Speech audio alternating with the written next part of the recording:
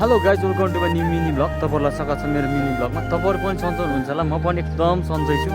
आजको विशेष मेरो क्रियाकलाप, मेरो विशेष काम चाहिँ आज म त खानतिर गइरहेको छु।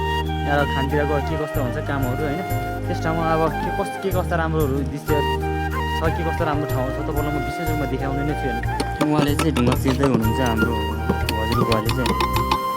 उहाँ चाहिँ ओडा मुनि चाहिँ बसेर चाहिँ ढुङ्गा निकाल्दै हुनुहुन्छ र उहाँले चाहिँ ढुङ्गा चिर्दै हुनुहुन्छ र उहाँ बुढापाका नभनिकन उहाँ यति सङ्घर्ष गर्न आउनु भएको छ होइन। ढुङ्गा मुढाको काम यति गाह्रो हुन्छ, तर पनि आएर चाहिँ आफ्नो जीविकोपार्जन गर्न र पैसा कमाउनु चाहिँ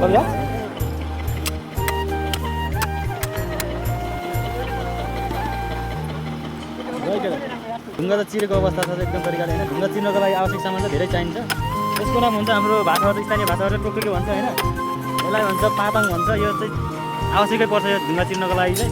यसलाई नि पाताङ भन्छ। यो चाहिँ सामग्रीहरू चाहिँ चाहिन्छ चिर्नको लागि चाहिँ। हाम्रो अब आलामपुरवासीका स्थानीय बासिन्दाहरू चाहिँ यो गाउँबाट चाहिँ यहाँ ढुङ्गा चिर्नको लागि चाहिँ आफ्नो बालबच्चा पढाउनु र छाक तान्नको लागि चाहिँ उहाँहरू चाहिँ यहाँ धेरै सङ्घर्ष गर्नु आउनु भएको छ। यहाँ धेरै स्थानीय बासिन्दाहरू आउनुहुन्छ, यसरी बोकेर लानुपर्छ। सबैजना धेरै हुनुहुन्छ यहाँ त्यस्तो गर्ने उहाँहरू होइन। यसरी गरेर छाक तान्नुपर्ने छ। हाम्रो गाउँमा चाहिँ भएको चाहिँ यही हो, यसरी चिर्नुपर्छ होइन।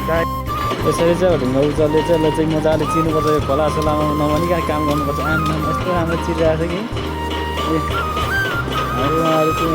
उहाँहरू चाहिँ एकअर्काको सहायता र डुल बाँधेर चाहिँ ढुङ्गा फोर्दै हुनुहुन्छ। र विशेष रूपमा खानी चाहिँ कस्तो हुन्छ भने तपाईँहरूले देखि सक्नु भएको छ र यस खानीबाट यसको ढुङ्गा र यो ढुङ्गा टायर छाड्न र माथि घर्षणको लागि प्रयोग गरिन्छ निकालेर चाहिँ।